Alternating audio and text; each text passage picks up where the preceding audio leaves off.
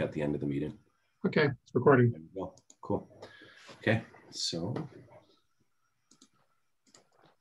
good morning, guys. Just wanted to take a minute to very briefly introduce Alex Samuel, our guest speaker this morning. So Alex and I actually go back a long way. We took courses together a number of years ago and have stayed in contact since then. Alex knows me from before commercial real estate, and I know him for a few of the things that he's doing. So we both knew each other before we were both successful. In the web design space, I can personally vouch for Alex. He designed my website, and I always have some of his cards on hand to give out to anyone who needs either website services, SEO, or consulting for marketing. On top of that, Alex is just a stand-up guy. I've never known any of his clients to be dissatisfied with any of his services. So he's definitely a positive force in the people who he works with. So that's it for my intro. Alex, it's all yours. All right. So this is going to be a pretty quick and brief presentation on web development. I could probably teach like a week or 2 week course on this. And that's not even including SEO, e-commerce, Google Ads, or any other aspect of web development. So we're going to get right into it. I'm going to be going through this agenda here. So basically a planning stage, a design stage, a development stage, and then some of the current trends that are happening currently.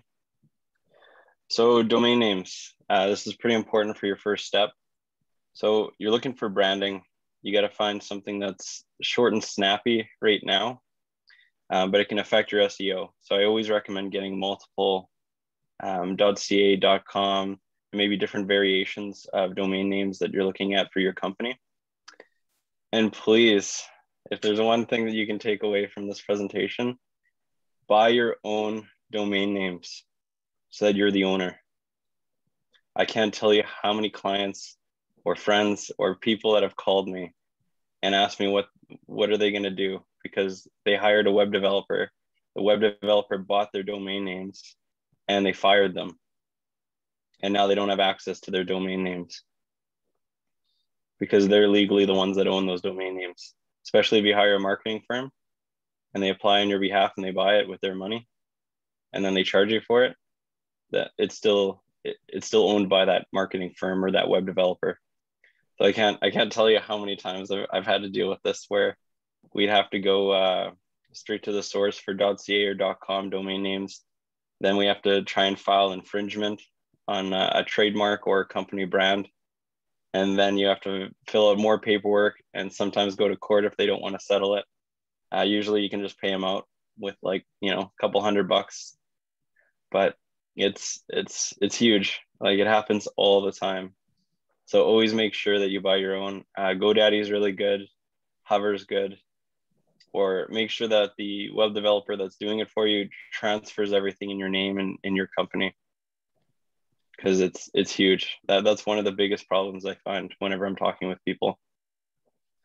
Something else as well, there was a company that I worked with where they were a barbecue company in Winnipeg, and they were trying to come up with new ways of marketing some of their new models for barbecues.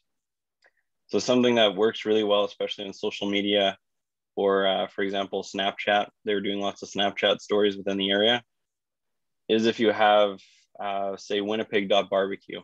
They're more expensive domains because it's a very specific type of domain name, and sometimes it's not available. So you have to try and find different variations.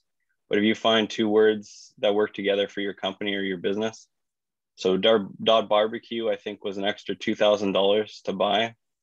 That's just what the market price was at the time. But for the 2 weeks that they did the marketing and blasted that .barbecue, Winnipeg.barbecue, they got, I think it was 180,000 hits within 2 weeks. Just pushing it. And .barbecue, like, people just put .barbecue in and it would redirect. So it's a big investment, but if you're going to have all the traffic and you're potentially going to be getting your message and selling some of the product, because we had a store connected at the time as well, it worked like amazing. So always think about that as well. What are your businesses?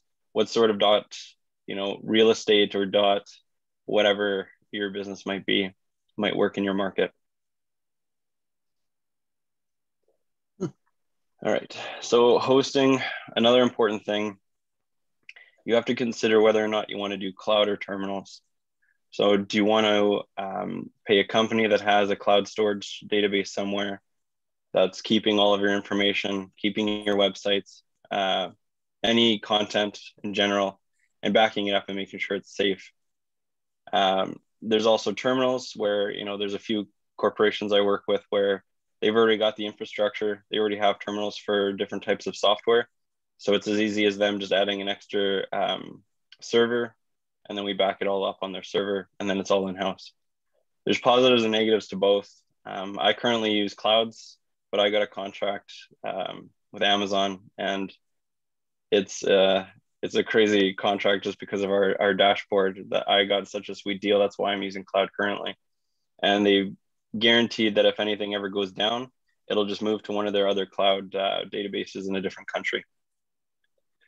So another huge thing is SSL. If you don't have SSL on your website, you're losing a lot of traffic. You're losing people right away. Apple even had something installed recently with a software update where you go to a website that doesn't have SSL, so that's HTTPS, right? That's what that S is, the secure part. If you don't have that, it'll give you a warning message that this site isn't safe. And then you have to do a two-step. You have to go more info, and then you have to go access site anyway. So you've lost them at that stage already. SSL is huge, especially if you want to do any e-commerce, any selling at all. You have to have SSL. So storage is also very important. For example, we negotiated an unlimited storage contract just because we have so many clients and we have multiple websites. So we never have to worry about any storage, but you want to have at least a terabyte, I'd say, for your website, just in case you add more and more content. So images, pictures, text, that all takes data, and that's all storage. So, figure out approximately how much storage you need and then double it, I'd say. Because if you're ever going to make updates to your website and increase resolutions of your images or videos, you're going to need all that storage. And they'll upcharge you. Depending on the company you go with, they'll upcharge you if you go over your limit, or if you didn't pick the right plan at the beginning. That's where they get their money, is now you're already on their hosting and they know that you need, an extra 500 gigabytes or something like that. They'll charge you big time. The last one, support. So this one is very important as well. If your website goes down and you don't have any support, you don't have anyone to contact, and you don't know how to get it back up, you're hoping for the best for whoever's doing your hosting, you're going to be losing potential clients and sales and revenue for as long as your website's off. And then you might even lose those people for good. If someone were to go on there and it's 404, missing, or it just won't load, you might have lost that person. You might have just lost their confidence in your company. So it's very important. All right. So now we're getting into design phase. So first thing you got to ask yourself is why are you building a website? What's the purpose? Do you need it? You got to make sure you're doing it right the first time. So what message are you going to be marketing? What's the purpose of them coming in to the website? Where are you going to be moving that traffic? What does that traffic mean? Why? Then you got to do some market research. So I always like looking at competition. That's the best way to do it, especially in your geolocation. But I also do other countries because sometimes they're doing something very different from what we're doing currently. You want to draft a template. So even if it's just some sketches at the beginning, try and figure out what sort of format you want to do. Are you looking for more of a scrolling? Are you looking for multiple pages that are short and brief? I always recommend for a homepage that you have a summary of what everything else on your website is. So your homepage should have, I'll mention this more in detail, but a call to action. It should have something interactive. So a video, maybe a moving image. You should have some very brief sentences. You don't want paragraphs. I can't stand text on a homepage, like a lot of text, and neither can most people. Attention spans are a lot less than they used to be. If I have to scroll down and I notice all this text, I'm leaving the website and I'm going to look somewhere else. Content. So yeah, I was just mentioning a bit of that. You need high-res videos, you need high-res images, you need high-res logos, and you want all your content in that one place. And what's nice about that is you can always back it up. You can, depending on your host, you can back it up, download it, and put it on a separate hard drive. You can have it on your cloud storage. And that way you've got one place where all of your content is, and you have the best content there. It's very important. You always pick the best content that you have on your website. If you're going through everything and you have like a really nice video and then you've got some really nice photos, and then you're like, well, this video is kind of old and it's low res, but I want to throw it on there anyway. That's a mistake. They'll notice that right away. They'll look and they'll be like, okay, yeah, good content. And then, oh, what's that shitty video at the bottom? And then they'll leave. So you got to find a software as well. So there's so many out there now. There's Wix, there's Squarespace, there's WordPress. It really depends on your knowledge of coding and whether or not you want to do just a basic editor that's drag and drop, or one where you have a little bit more hands-on. I had a situation. The reason why I created my, that's someone in the message there. Oh, okay. Yeah, so the reason why I made what I created, I made our own dashboard and software just because I wasn't happy with the service I got from web designers. So I want to steal their market now and make changes to what they currently have. So what I did was I did a combination of Wix, Squarespace, and WordPress all together. It's a drag and drop feature. Plus, you can also have access to the back end and edit some of the coding and add your own coding. But you really have to research. It just depends on your knowledge. And if you want to have more of a cookie cutter sort of template that's easy to use and you can throw your website on there, it really depends on what you're using it for. Landing pages could be good too, especially for real estate. Just having one listing and buying a domain name for that listing. And then you want to find a developer as well. So, either an employee that has a good knowledge of web design or contracting someone out.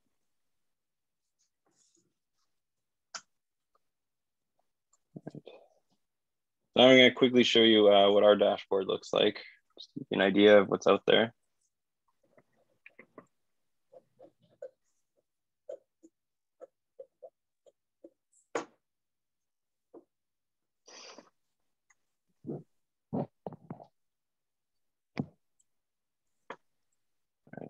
You guys see it? We've got Log in to edit your site. Perfect. Yeah. Okay. So this is what ours look like. We send you an invite, you create a username and a password. Oh, gotta confirm with Bridges.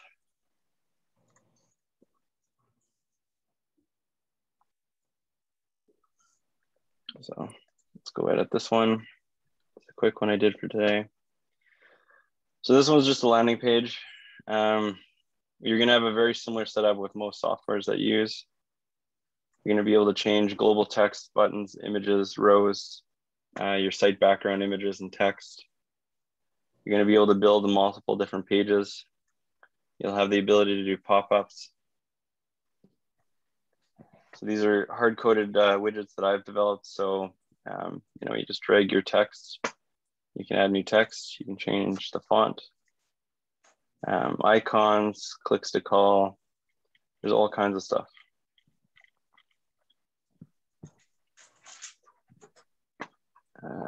The contents, this is where you can actually import something that you've already got online. So if you have a website already, you can import most of your content. It'll separate it out here, and then you can add more.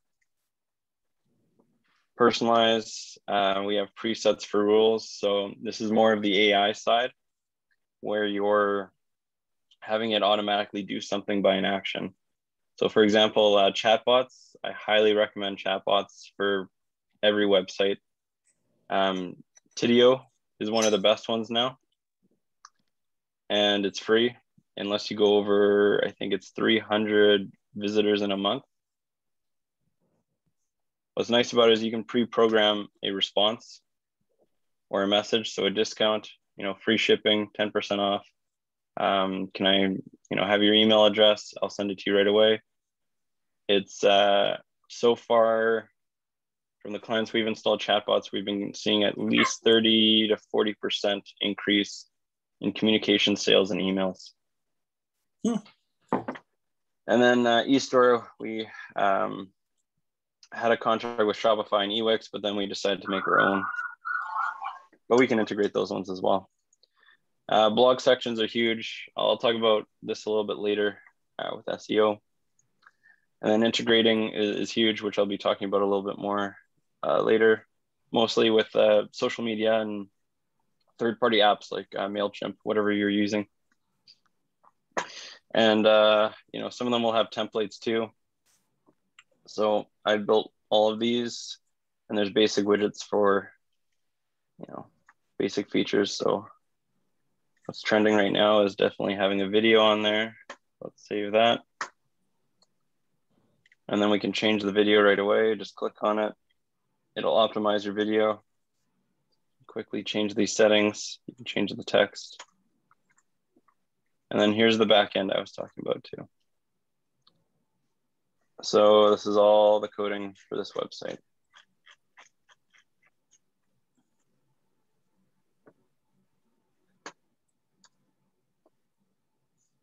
All right. Let's go back to the slide.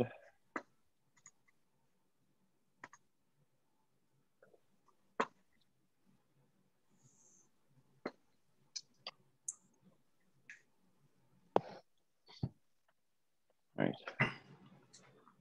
So now we're in the development stage. The biggest things that you're looking for when you're developing is it needs to be mobile friendly. Most of your users are going to be using a cell phone. When I do quick research, I hear about a business or I talk to someone, I'm going to quickly Google them on my phone. And then I'm going to look through their social media, usually their LinkedIn, their website. So it's got to be mobile friendly. You got to make sure everything works. A lot of websites don't work mobile. Call to action, as I described, there's got to be a reason for them to go on there and play around with something. So for example, for one of the men's luxury clothing stores that we did here, we have a guy that has a tie at the front, and you can adjust the guy's tie, make sure it's like nice and tight, and then it shoots a coupon to them after they finish doing that. There's a POS company that we work with here. We actually coded a POS system on their homepage that people can press the buttons, and there's Visa, MasterCard, and they can play around with it. And then after they do that, they can then fill out a questionnaire to know what type of services that they're looking for. So call to actions are very important. SEO is also very important. There's always more you can do though. So yeah, I guess to start off SEO, because this could be a whole nother session, you want to have at least 100 keywords that are associated with your business, and then try and get phrases as well, and try and get very brief sentences. So even if you have to ask some friends or family what they would Google, if they were to look up a specific type of business, that really helps. And you just write it all down. And blogs are huge. That's why we actually built a separate blog system within our dashboard, because if you have 10 keywords on a blog post and you're blasting those out like every week, and you're sharing it on social media, your SEO is going to be huge. You're having multiple clicks from multiple different sources. And then within your articles and your images, you have all your keywords that are associated with your business within your area. It's huge, very huge. And then last one's integration. So as I mentioned, just make sure you have all your social media connected. Live feeds are always nice to have as well. People being able to like or comment, and it's built in. MailChimp or whatever third-party apps that you're using. So when you create a form layout, have your MailChimp connected. Your eStore, make sure you have all your stats, your Google Analytics, make sure all of that's connected to your website. It all helps. And then, yeah, just quickly go through some current trends. So people love parallax right now. I don't know why. I think it's okay, but I think it's kind of a gimmick. Basically, just things move on the website. I'll give you a quick I had a video here too from one of the websites that was gaining a lot of traction.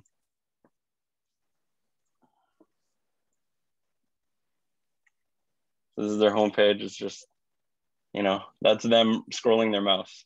It's moving left and right.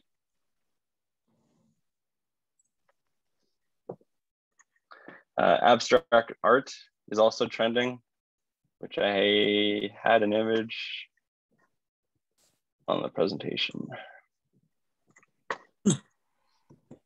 So Miles, they're a pretty popular website, and they're just doing lots of colors and abstract art, and people are loving it and sharing it all over the place. And they're getting hits just based on that picture right there that they designed, or that graphic that they designed. People are sharing it just because they think it's cool, not necessarily they care about what the company is. And then causes, huge during COVID, huge increase. Wow. Yeah, like, you know, there's this one here. Ooh, what did I do? You know, they have this video on their homepage, right? It's to stop pollution, stuff in the water. There's a company here that's pretty famous, and they haven't been opened since COVID, like at all. So they're hurting pretty bad, but they have a huge following. So what when I was consulting on them for how they were going to do their new website, I mentioned I have a donate section, and then when they created their e-store with shirts, we did a tip and gratuity section. Do you want to know how much money they've been making from donations and tips within their first month? They made more than their sales for their e-store. It was $200,000 in donations and tips. I couldn't believe it. I knew that I was going to do well, but I didn't think I was going to do that well. They have a huge following, and then everyone knows that they've been closed since COVID started, and everyone donated. And then whenever someone bought a t-shirt, they tipped every time. Wow. Cool. Right. Oh yeah, CQs. So captivating questionnaires are definitely on the rise. I think I've got an example again right here. Let's move that away.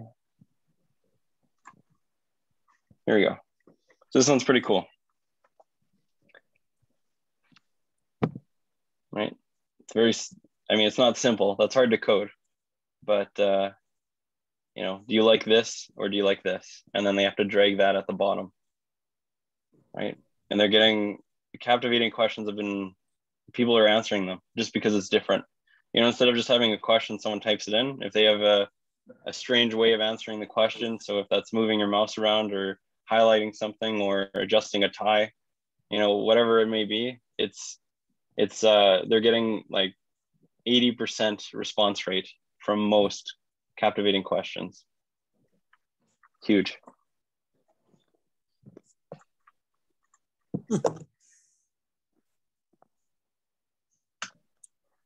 And that's it for me. That's a pretty fast presentation on web design, but are there any questions?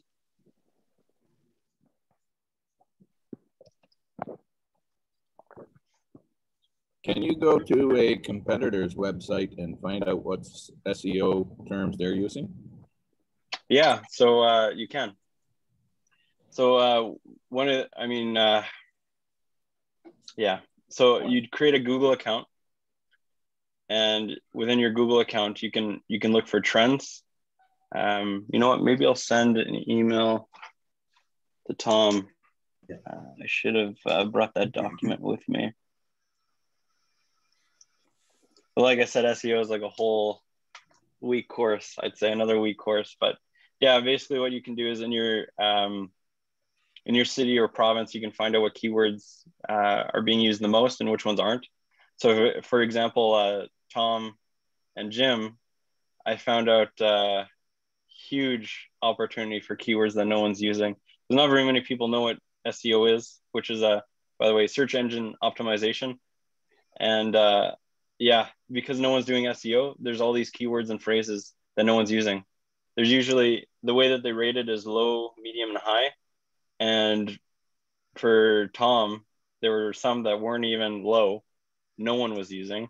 He had some that were low, and then only like one that was medium. And I've never seen that. In Winnipeg, it's pretty much all high here. You have to do really strange keywords to try and get those extra points for SEO. But yes, you can't necessarily look at your competition like a specific person or company.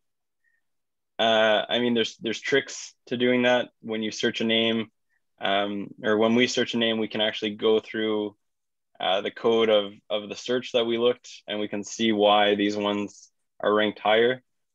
But you need special software and licensing. We're a Google partner, so we're able to do that. But with regards to just finding out what people are using, that's as long as you have a Google account and you start looking through keywords, you can find out what most people in your city or province are doing, or country. I've got a question actually, Alex. Yeah. Do you recommend doing blogs for your website, or doing like video blogs where you're just doing posts of you talking to a camera about a particular topic? What is your thoughts on that? Yeah, so definitely word blogs. I think video blogs are great and they're interactive, but you're not going to get those keywords out of your video blog unless you write a bunch of paragraphs underneath your video. But then it kind of seems redundant to have both. I'd say a picture and then just a paragraph, quick paragraph. Have at least 5 to 10 keywords that are associated with your business within that paragraph, and then try and post weekly or bi-weekly, and then share it on your social media. Okay, cool. I have a question for you, Alex. Yeah, go ahead. Sorry. I was just going to say, you mentioned that there was, like, I just want to go back to the chat box or like the chat bot that you were saying. You said that there was a free program that works really well for that. Yeah, I'll just go in there now. I'll share my screen.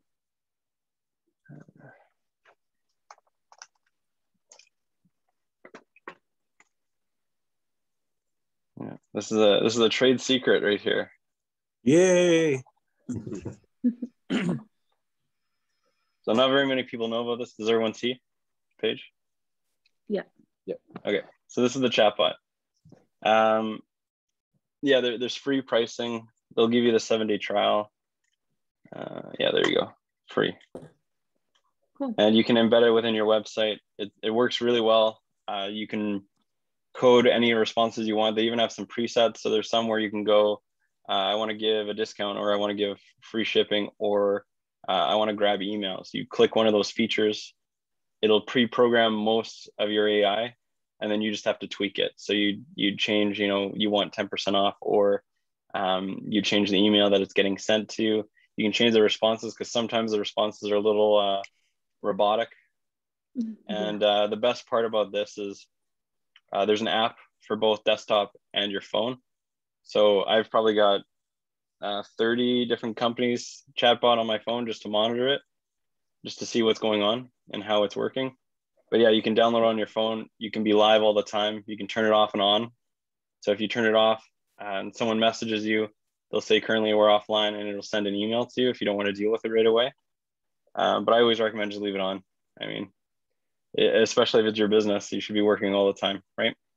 For sure. And That's very you can helpful. just message within your phone, and it works really well. Cool. Thank you. Yeah, no problem. Does that AI bot do any reporting back to its makers? Like it's free, so what is Tidio getting out of this chatbot that they're willing to give it to you for free? For sure. The way that they get you is eventually when you hit 300 people on your website in a month, you don't get anything after that. So you're not going to get responses, and you won't be able to see live users or anything. So they make it harder for you to want it without paying at least the minimum, which is $18 a month. Yeah. They make their money in their add-ons, and they'll restrict you on the free version. So you'll still get responses and emails, but you won't be able to quickly see who's on your website, what pages they're looking at, and messaging them. Wow.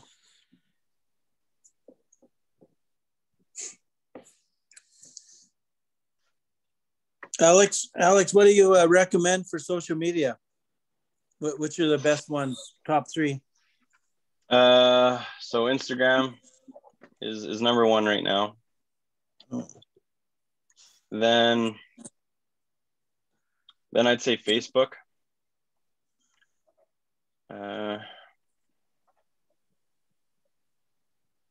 One that's been on the rise that I don't like is TikTok. That'd be the third one, but I don't want to use it, especially with that whole controversy with China. I wouldn't want to use it at all, but it is a trend and everyone's using it and you're getting a lot of views. And then you can always try Snapchat as well. That'd be one of the later ones. And the fifth one, definitely LinkedIn would be in there too. But Instagram and Facebook, especially if you have an e-store and you want to sell products online, their integration is so easy. You can have your own embedded store within Instagram and Facebook, and it'll send traffic to your store on your website. It's really the best thing to go right now. And everyone's using Instagram. Everyone's switching over. The trend is a little bit different though. So Instagram is becoming like the newer platform for everyone to use. But then the older generations are starting to get more into Facebook. So both numbers are growing. But Facebook owns both. So. Okay, thanks. Yeah, Alex, I guess another question from me. So when my wife went to aesthetics school, her teacher did all of her advertising in the Yellow Pages. That was 100% of her advertising, and that accounted for 100% of her business.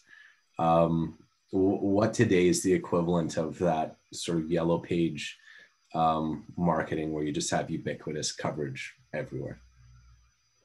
So honestly, it's having at least a landing page and one social media account, which I would recommend Instagram. That's the equivalent.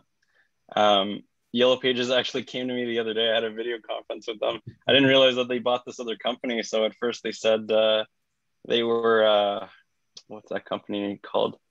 Nextfly or something like that, which is a new software that promises a contract with multiple different platforms and integration. It's old technology, so I didn't really give it a second look. And Yellow Pages is so desperate right now because they've lost their market. And they're trying to gain it back. Even when they tried to get into web design for a while, their fees and their abilities were not very good, the system that they were using in software. So they're trying all these different ways. They're buying all these other companies to try and create like a new solution to become what they used to be, which was Yellow Pages. And they are struggling really hard right now because it honestly is website and at least one social media account that can do the equivalent of what it used to be in the phone book. Cool, thank you.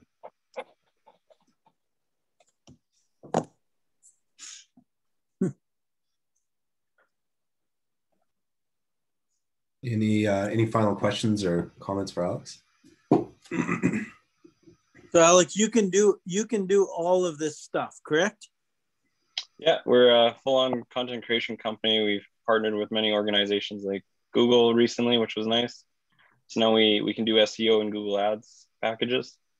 And we've actually tried to get bought out by some of the companies I mentioned, like Wix and Squarespace. There's been some companies that have actually tried to reach out and buy what we have.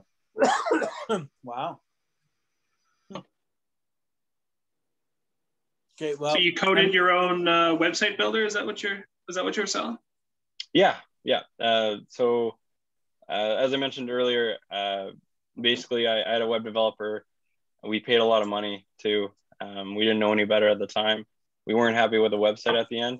And I just realized how much power they had over companies. So I took the next 2 years researching and building a new platform, which is what we have now.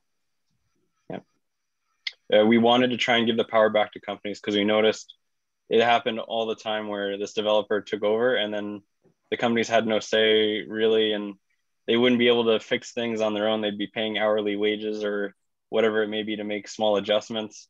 They didn't know what these terms were that they'd be invoiced for. And yeah, like it's the whole goal is just, you know, here you go. We have a website for you. You can build it yourself if you want. We have templates, and you can easily edit it yourself. Very nice. And one other comment on that too. So when I started using Alex, I'd actually engaged with another web designer first, and she had sent me like a template of what it would look like and pricing. And Alex was he was actually cheaper and or more cost effective, and it was a better end product by far. So you know, a website doesn't have to be $10,000. I would say, right, Alex? No, it shouldn't be that much money. They're abusing their powers if they're charging you that much. Yeah, the average website should be maybe 1,500 to 3,000, depending on how many custom things that you're getting done on your website. But if the tools are already there, they shouldn't be charging you separately for those widgets anyway. Like if they've already got the coding for it, they shouldn't be charging you again for it. The whole open source development for web design is that everyone kind of puts in their money and they're investing in certain things to be done within that software, that company. And then you can give access to that among everyone that you're doing web development for.